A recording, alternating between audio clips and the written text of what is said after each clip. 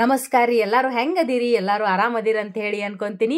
ಇವತ್ತು ನಾನು ನಮ್ಮ ಊರಿಂದು ಜಾತ್ರೆ ವಿಡಿಯೋವನ್ನು ನಿಮ್ಮ ಜೊತೆ ಶೇರ್ ಮಾಡಾಕೊಂತೀನಿ ನೋಡ್ರಿ.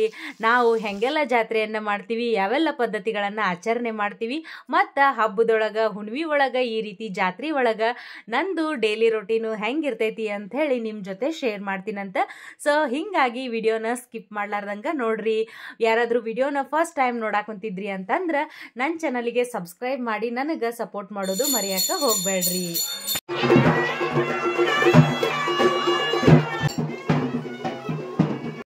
ಜಾತ್ರೆ ಇರಲಿ ಹಬ್ಬ ಇರಲಿ ಏನೇ ಇದ್ರೂ ಮುಂಜಾನೆ ಎದ್ಕೊಳ್ಳೆ ನಾಷ್ಟ ಬೇಕಲ್ರಿ. ಹಿಂಗಾಗಿ ನಾಷ್ಟಕ್ಕೆ ಉಪ್ಪಿಟ್ಟು ಮಾಡೀನಿ.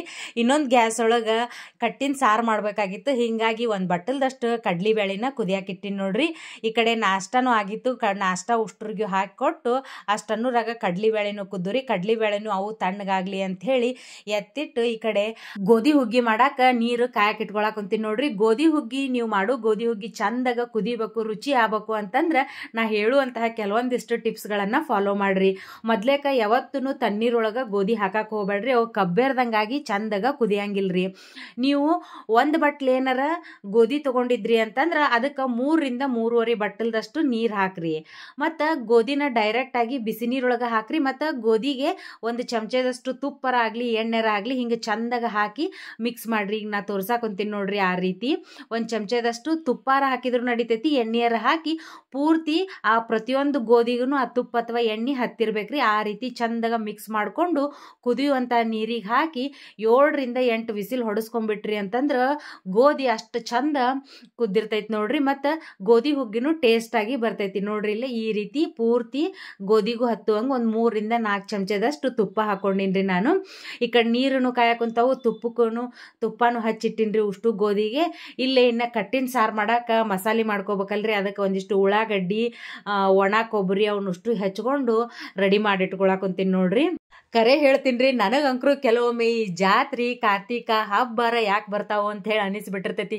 ಯಾಕಂತಂದ್ರೆ ಇಡೀ ಮನೆ ಸ್ವಚ್ಛ ಮಾಡ್ಬೇಕು, ಹಬ್ಬದ ಕೆಲಸ ಎಕ್ಸ್ಟ್ರಾ ಇರ್ತಾವು, ಹಿಂಗಾಗಿ ಯಾಕಾರ ಬರ್ತಾವು ಅಂತ ಹೇಳಿ ಒಮ್ಮೆ ಅಂಕರು ಅನಿಸ್ಬಿಡ್ತಿರ್ತೈತಿ. ಕರೆ ಹೇಳ್ರಿ, ನಿಮಗೂ ಹಂಗೆ ಅನಿಸಿರ್ತೈತಿಲ್ಲ ಅಂತೇಳಿ. ಆದ್ರೆ ಕೆಲವೊಮ್ಮೆ ಅನ್ಸುತ್ತೆ ನಾವು ಒಂದು ಡೈಲಿ ರೊಟೀನನ್ನು ರೊಟ್ಟಿ ಮಾಡೋದು, ಪಲ್ಯ ಮಾಡೋದು, ಒಂದಿಷ್ಟು ಕೆಲಸ ಇದನ್ನ ಮಾಡ್ಕೊಂತ ಹೋದ್ವಿ ಅಂತಂದ್ರೆ ನಮಗೆ ಹೊಸತನ ಅನ್ನೋದನ್ನ ಉಳಿಯಂಗಿಲ್ಲ. ನಮ್ಮ ನಾರ್ಮಲ್ ಜೀವನಕ್ಕೆ ಒಂದು ಬ್ರೇಕ್ ಕೊಟ್ಟು ಅದ್ರೊಳಗೆ ಒಂದು ವಿಶೇಷತೆಯನ್ನು ಮಾಡಿ ಜೀವನೋತ್ಸಾಹವನ್ನು ಈ ರೀತಿ ಜಾತ್ರೆಗಳಾಗಿರ್ಬೋದು, ಹಬ್ಬಗಳಾಗಿರ್ಬೋದು ತುಂಬ್ತಾವಂತ ಹೇಳಿ ನಾನು ಅನಿಸ್ಬೋದು. ವಿಚಾರ ಮಾಡ್ರಿ, ನಮ್ಗೆ ಯಾವುದೇ ರೀತಿ ಹಬ್ಬಗಳಿರಲಿಲ್ಲ ಅಥವಾ ಜಾತ್ರೆ ಈ ರೀತಿ ಕಾರ್ತಿಕ ಅವೇನು ಇರಲಿಲ್ಲ ಅಂತಂದ್ರೆ ನಾವು ಡೈಲಿ ಹೆಂಗೆ ಬದುಕ್ತಿದ್ವಿ ಅದೇ ರೀತಿನ ಬದುಕೊಂತ ಹೋಗ್ಬಿಡ್ತಿದ್ವಿ. ಯಾವುದೇ ರೀತಿನೂ ಉತ್ಸಾಹ ನಮ್ಮೊಳಗೆ ಇರ್ತಿದ್ದಿಲ್ಲ. ಹೊಸದೇನಾದ್ರು ಮಾಡಬೇಕು, ಹೊಸತನ ಅನ್ನೋದನ್ನು ಇರ್ತಿರ್ಲಿಲ್ಲ. ಅಂದ್ರೆ ಲೈಫ್ ಎಷ್ಟು ಬೋರಿಂಗ್ ಆಗಿರ್ತಿತ್ತು ಅಂತ ಹೇಳಿ ಅದು ಒಂದ್ಸಲ ನಿಜ ಅನ್ಸುತ್ತೆ ನೋಡ್ರಿ. ಇವಾಗ ನೋಡಾಕೊಂತಿರಲ್ಲ, ನಾನು ನೀರು ಕಾಯಕ್ಕೆ ಇಟ್ಟಿದ್ದೀನಿ ರೀ. ನೀರನ್ನು ಪೂರ್ತಿ ಕುದ್ದಾವು. ಸೊ ಈಗ ನಾನು ತುಪ್ಪ ಕಲಸಿ ಗೋಧಿ ಇಟ್ಟಿದ್ನಲ್ರಿ, ಅವನು ಇದ್ರೊಳಗೆ ಹಾಕಿ ಇವಾಗ ಮ್ಯಾಗ ಕುಕ್ಕರ್ದು ಮುಚ್ಚಳನ ಮುಚ್ಚಾಕೊಂತೀನಿ ನೋಡ್ರಿ. ವಿಸಿಲ್ ಹಾಕಿದ್ರೆ ನೀವು ನೀರು ಕುದ್ದಿರ್ತಾವಲ್ಲ ಮುಚ್ಚಾಕ್ ಬರಂಗಿಲ್ರಿ ಅದು. ಸೊ ವಿಸಿಲನ್ನು ತೆಗೆದು ಕುಕ್ಕರ್ ಮುಚ್ಚಳ ಮುಚ್ಚಿ ಆಮೇಲೆ ಅದಕ್ಕೆ ಈ ರೀತಿ ಸೀಟಿಯನ್ನು ಹಾಕ್ರಿ. 8ರಿಂದ 10 ಸೀಟಿ ಹೊಡೆಸ್ಕೋರಿ. ಅಂದ್ರೆ ಚಂದಾಗ ಈ ಒಂದು ಗೋಧಿ ಕುದ್ದಿರ್ತೈತಿ ನೋಡ್ರಿ. ನೋಡ್ರಿ ಇವಾಗ ಈ ರೀತಿ ಎಷ್ಟು ಹಣ್ಣಾಗಿ ಗೋಧಿ ಕುದ್ದೈತಂತ ಹೇಳಿ. ಸೊ ಈಗ ಈ ರೀತಿ ಹಣ್ಣಾಗ ಕುದ್ದಂತಹ ಗೋಧಿನ ಒಂದು ಚಮಚೆ ತಗೊಂಡು ಚಂದಾಗ ಮತ್ತೊಂದು ಸರಿ ಈ ರೀತಿ ಅದನ್ನು ಮುಗುಚ್ಕೋಬೇಕ್ರಿ. ಮುಗುಚ್ಕೊಳ್ಳೋದಂತಂದ್ರೆ ಅದನ್ನ ಇನ್ನೊಂದು ಸ್ವಲ್ಪ ಈ ರೀತಿ ಪ್ರೆಸ್ ಮಾಡೋದ್ರ ಮೂಲಕ ಮೆತ್ತಗ ಮಾಡ್ಕೋಬೇಕ್ರಿ. ಈ ರೀತಿ ಚಂದಾಗ ಒಂದ್ಸಲ ಮುಗುಚ್ಕೊಂಡ್ಮೇಲೆ ಇದಕ್ಕೆ ಒಂದು ಬಟ್ಟಲ್ದಷ್ಟು ಹಾಲು ಹಾಕಿ ಮತ್ತು ಸಣ್ಣ ನೂರಿ ಮೇಲೆ ಮತ್ತೊಂದು 4ರಿಂದ 5 ನಿಮಿಷ ಇದನ್ನು ಚಂದಾಗ ಈ ರೀತಿ ಮುಗುಚ್ಕೊಂತ ಹಾಲು ಹಾಕಿ ಚಂದಾಗ ಕುದಿಸ್ಕೋಬೇಕು ನೋಡ್ರಿ. ಈ ರೀತಿ ಕುದಿಸಿದ ಮೇಲೆ ಇದಕ್ಕೆ ನಾವು ಎಷ್ಟು ಗೋಧಿ ತೊಗೊಂಡಿರ್ತೀವಿ ನೋಡ್ರಿ ಅಷ್ಟು ಬೆಲ್ಲವನ್ನು ಇದಕ್ಕೆ ಸೇರಿಸ್ಬೇಕ್ರಿ. ಅದಕ್ಕಿಂತ ಒಂದು ಸ್ವಲ್ಪ ಹೆಚ್ಚಿಗಾದರೂ ನಡಿತೈತಿ. ಮತ್ತು 1-2 ಹಳ್ಳಿನಷ್ಟು ಉಪ್ಪು ಕೂಡ ಹಾಕ್ಬೇಕು ನೋಡ್ರಿ. ಅಂದ್ರೆ ಹುಗ್ಗಿ ಟೇಸ್ಟಾಗಿ ಬರ್ತೈತಿ. ಗೋಧಿ ಬೆಲ್ಲ ಚಂದಾಗ ಕೂಡ್ಕೊಂಡ ಮೇಲೆ ಒಂದಿಷ್ಟು ತುಪ್ಪದಾಗ ನೀವು ಬೇಕಾಗದಂಥ ಗೋಡಂಬಿ, ದ್ರಾಕ್ಷಿ ಅವನಷ್ಟು ತುಪ್ಪದಾಗ ಹುರಿದು ಇದಕ್ಕೆ ಕಲಿಸಿ ಬಿಡ್ಬೇಕು ನೋಡ್ರಿ. ಇನ್ನೊಂದು ನೆನಪಿಟ್ಕೋರಿ, ಗೋಧಿ ಪೂರ್ತಿ ಕುದ್ದ ಮೇಲೆನ ಅದಕ್ಕೆ ಬೆಲ್ಲ ಸೇರಿಸ್ರಿ. ನೀವು ಬೆಲ್ಲ ಸೇರಿಸಿದ ಮೇಲೆ ಯಾವುದೇ ರೀತಿ ಗೋಧಿ ಕುದಿಯಂಗಿಲ್ಲ. ಹಿಂಗಾಗಿ ಗೋಧಿ ಪೂರ್ತಿ ಹಣ್ಣಾಗ ಕುದ್ದು ಮೆತ್ತಗಾದ್ಮೇಲೆನ ಅದಕ್ಕೆ ಬೆಲ್ಲ ಸೇರಿಸ್ರಿ. ಈಗ ಗೋಧಿ ಹುಗ್ಗಿನೂ ಆಗೈತ್ರಿ, ಅನ್ನನೂ ಮಾಡ್ಕೊಂಡಿನಿ. ಈಗ ಫೈನಲ್ ಆಗಿ ನಮ್ದು ಕಟ್ಟಿನ ಸಾರನು ರೆಡಿ ಆಗೈತಿ. ಅದಕ್ಕೊಂದಿಷ್ಟು ಕೊತ್ತಂಬರಿ ಹಾಕಿ ಮತ್ತೊಂದ್ಸಲ ಚಂದಾಗ ಈ ಸಾರು ಕುದಿಸ್ಬಿಟ್ರೆ ಈ ಕಡೆ ಸಾರನು ರೆಡಿ ಆಗೈತ್ರಿ. ಅಷ್ಟು ಅಡ್ಗೆ ಕೆಲಸನು ಮುಗ್ದೈತಿ. ಇವಾಗ ಗುಡಿಗೆ ಹೋಗಿ ಎಡಿಯನ್ನ ಕೊಟ್ಟು ಬರ್ಬೇಕು ನೋಡ್ರಿ. ನಿಮಗೆ ಇನ್ನೊಂದು ಹೇಳಬೇಕು ಅಂತಂದ್ರೆ, ನಮ್ಮೂರು ಪ್ರಸಿದ್ಧಿಯನ್ನು ಪಡೆದಿದ್ದು ಕಾರಣನ ಈ ಒಂದು ದ್ಯಾಮಮ್ಮ ದೇವಿ ಅಂತಲೇ ಹೇಳ್ಬೋದ್ರಿ. ಎಲ್ಲರೂ ಬರೀ ಮುಷ್ಟಿಗೇರಿ ಅಥವಾ ದ್ಯಾಮಮ್ಮ ದೇವಿ ಅಂತ ಹೇಳಿ ಅಷ್ಟೇ ಕರೆಯಂಗಿಲ್ರಿ, ಮುಷ್ಟಿಗೇರಿ ದ್ಯಾಮಮ್ಮ ದೇವಿ ಅಂತನ ಕರೀತಾರ. ಅಷ್ಟು ಪ್ರಸಿದ್ಧಿಯನ್ನು ಪಡೆದಂತಹ, ಈ ಕಡೆ ಭಾಗದೊಳಗೆ ಪ್ರಸಿದ್ಧಿಯನ್ನು ಪಡೆದಂತಹ ದೇವ್ರು ನೋಡ್ರಿ. ಈ ರೀತಿ ಜಾತ್ರೆ ಸಮಯದೊಳಗೆ ಹಂದ್ರ ಹಾಕಿರ್ತಾರ. ಮತ್ತು ಜಾತ್ರೆ ಒಳಗೆ ದೇವರು ಗರ್ಭಗುಡಿ ಒಳಗೆ ಕುಂತಿರಂಗಿಲ್ರಿ. ಈ ರೀತಿ ಹೊರಗಡೆ ದ್ಯಾಮಮ್ಮ ಮತ್ತು ಕರಿಯಮ್ಮ ಇಬ್ರು ಈ ರೀತಿ ಕುಂತಿರ್ತಾರ. ಮತ್ತು ಸಾಯಂಕಾಲ ಭಾಗದ ಮನೆಗೆ ಅಂದ್ರೆ ತಲಾಂತರದಿಂದ ಏನು ಪಾಲಿಸ್ಕೊಂಡು ಬಂದಿರ್ತಾರಲ್ಲ ಆ ಮನೆಗೆ ಹೋಗಿ ಉಡಿಯನ್ನು ತುಂಬಿಸ್ಕೊಂಡು ಬರ್ತಾರ.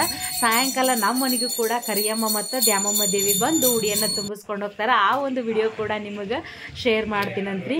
ಇವಾಗ ಗುಡಿಗೆ ಹೋಗಿ ಎಡಿಯನ್ನು ಕೊಟ್ಟು ಬಂದು ಕಂಬಳಿಯನ್ನು ನೀರಾಗ ಹಾಕಾಕೊಂತೀನಿ ನೋಡ್ರಿ. ಈ ಕಂಬಳಿ ಎದಕ್ಕಂತಂದ್ರೆ ಸಾಯಂಕಾಲ ನಮ್ಮ ಮನೆಗೆ ದ್ಯಾಮಮ್ಮ ಮತ್ತು ಕರಿಯಮ್ಮ ಬರ್ತಾರಲ್ರಿ, ಅವಾಗ ಅವ್ರ ಕೆಳಗೆ ಹಾಸಾಕ ಅಂದ್ರೆ ಅವ್ರು ಏನು ಬಂದು ಕುಂದಿರ್ತಾರಲ್ಲ ಆ ಕಟ್ಟಿ ಮೇಲೆ ಈ ಕಂಬಳಿಯನ್ನು ಹಾಸ್ತೀವಿ. ಹಿಂಗಾಗಿ ಇದನ್ನ ಮಡಿ ಮಾಡ್ಬೇಕಾಗ್ತಿರ್ತೈತಿ.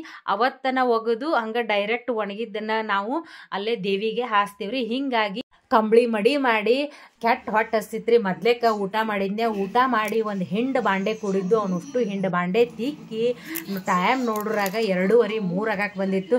ಬಡ ಬಡ ಆ ಕಡೆ ಮನೆಗೆ ನಾವು ಹೋಗ್ಬೇಕ್ರಿ. ಆ ಕಡೆ ಮನೆ ಅಂತಂದ್ರಿ ನಾವು ಈಗ ಇರ್ತೀವಲ್ರಿ, ಇದು ಸ್ವಲ್ಪ ಹೊಸ ಮನೆ ಐತಿ. ಇದಕ್ಕಿಂತ ಹಳೆ ಮನೆ, ಒಂದು 300 ವರ್ಷದ ಹಳೆ ಮನೆ ರೀ. ಅಂದ್ರೆ ನಮ್ಮ ಅಜ್ಜ ಅಜ್ಜಿ ಅವರೆಲ್ಲರೂ ಕೂಡಿರ್ತಕ್ಕಂತಹ ಮನೆಗೆನ ಅಂದ್ರೆ ಅದ ಮನೆಗೆನ ದೇವ್ರು ಬರ್ತೈತಿ. ಸೊ ಇದು ಸ್ವಲ್ಪ ಊರ್ ಹೊರಗೈತಿ, ಇಲ್ಲಿಗೆ ಬರಂಗಿಲ್ಲ. ಅಲ್ಲಿಗೆ ನಾವು ಇಲ್ಲಿ ಎಲ್ಲ ಸಾಮಾನನ್ನು ತಗೊಂಡು ಹೋಗ್ಬೇಕು. ಅಂದ್ರೆ ಉಡಿ ತುಂಬು ಸಾಮಾನು ಆಗಿರ್ಬೋದು, ಸೀರೆ ಹಾರ ಅದನ್ನೆಲ್ಲಾನು ತಗೊಂಡು ಆ ಕಡೆ ಮನೆಗೆ ಹೋಗ್ಬೇಕು. ಸೊ ಎಲ್ಲ ರೆಡಿ ಮಾಡ್ಕೊಂಡು ಇವಾಗ ಆ ಕಡೆ ದೇವ್ರು ಬರುವಂತಹ ಮನೆಗೆ ಹೊಂಟಿ ನೋಡ್ರಿ. ಯಾವ್ದು ಸಾಮಾನ ಮರ್ತು ಹೋಗೋಂಗಿಲ್ಲ ನೋಡ್ರಿ. ಮೊದ್ಲೇಕ ದೇವ್ರ ಕೆಲಸ. ಮತ್ತೆ ಈ ಮನೆಯೊಳಗೂ ನಾವು ಯಾರು ಇರಂಗಿಲ್ಲ. ಇಲ್ಲಿ ನಮಗ್ ಬೇಕಾದಂತಹ ವಸ್ತುಗಳನ್ನು ಯಾವು ಸಿಗಂಗಿಲ್ರಿ. ಹಿಂಗಾಗಿ ಪ್ರತಿಯೊಂದನ್ನು ನೆನಪು ಮಾಡಿ ತಗೊಂಡು ಹೋಗಿ ಇವಾಗ ಈ ಕಡೆ ಜಗಲಿ ಮೇಲೆ ಪೂಜೆ ಮಾಡಿ, ಮಜ್ಜಿಗೆ ಕಂಬಕ್ಕೆ ಪೂಜೆ ಮಾಡಿ, ಗ್ವಾದ್ಲಿ ಹೊಸಲಿ ಉಷ್ಟುನು ಪೂಜೆ ಮಾಡಾಕೊಂತೀನಿ ನೋಡ್ರಿ. ಪೂಜೆ ಮಾಡಿ ಈಗ ಫಸ್ಟ್ ನಮ್ಮ ಮನೆಗೆ ಕರಿಯಮ್ಮ ದೇವಿ ಬರ್ತಾಳ್ರಿ. ಕರಿಯಮ್ಮ ದೇವಿಗೆ ಬೇಕಾಗಿದ್ದು ಸೀರೆ ಮತ್ತು ಉಡಿ ಸಾಮಾನ, ಕಾಯಿ, ದಂಡಿ, ಹಾರ ಅವನಷ್ಟುನು ಈ ರೀತಿ ಒಂದು ಪರಾತದಾಗ ಕಾಯಿ ಅವನ್ನೆಲ್ಲ ಕೂಡಿಸಿ ಕೊಡ್ತೀವ್ರಿ. ಆಮೇಲೆ ಮತ್ತೆ ದ್ಯಾಮಮ್ಮ ಬರ್ತಾಳ. ಸೊ ಅದನ್ನ ಈ ರೀತಿ ಮೊದ್ಲೇಕ ರೆಡಿ ಮಾಡಿ ಇಟ್ಕೊಂಡ್ಬಿಡ್ತೀನಿ. ಯಾಕಂದ್ರೆ ದೇವಿ ಬಂದಾಗ ಗಡ್ಬಡಾಗಿ ಯಾವ್ದೋ ರೀತಿ ತೊಂದರೆ ಆಗ್ಬಾರ್ದು ಅಂತ ಹೇಳಿ ಈ ರೀತಿ ಮುನ್ನೆಚ್ಚರಿಕೆ ವಹಿಸಿ ಎಲ್ಲಾನು ರೆಡಿ ಮಾಡಿ ಇಟ್ಕೊಂಡ್ಬಿಡ್ತೀನಿ ನೋಡ್ರಿ. ಇಷ್ಟು ರೆಡಿ ಮಾಡಿಟ್ಟು ಇವಾಗ ದೇವಸ್ಥಾನದಾಗ ಯಾವ ರೀತಿ ದೇವಿ ಹೇಳ್ತಾಳ ಅನ್ನೋದನ್ನ ನಿಮ್ಗೆ ತೋರಿಸ್ತೀನಿ ಬರ್ರಿ.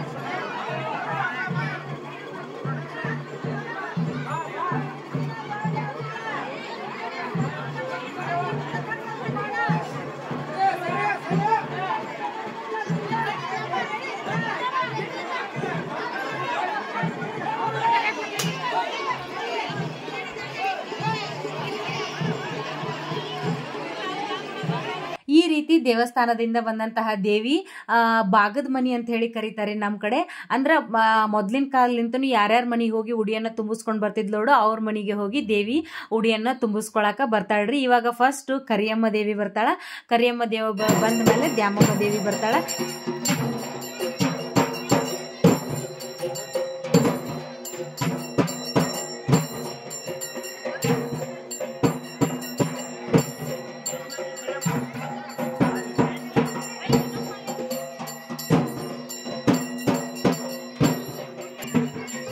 ಈಗ ಕರಿಯಮ್ಮ ದೇವಿ ಉಡಿ ತುಂಬಿಸ್ಕೊಂಡು ಹೋದಳ್ರಿ. ಇವಾಗ ದ್ಯಾಮಮ್ಮ ದೇವಿ ನಮ್ಮ ಮನೆಗೆ ಬರ್ತಾಳ ನೋಡ್ರಿ.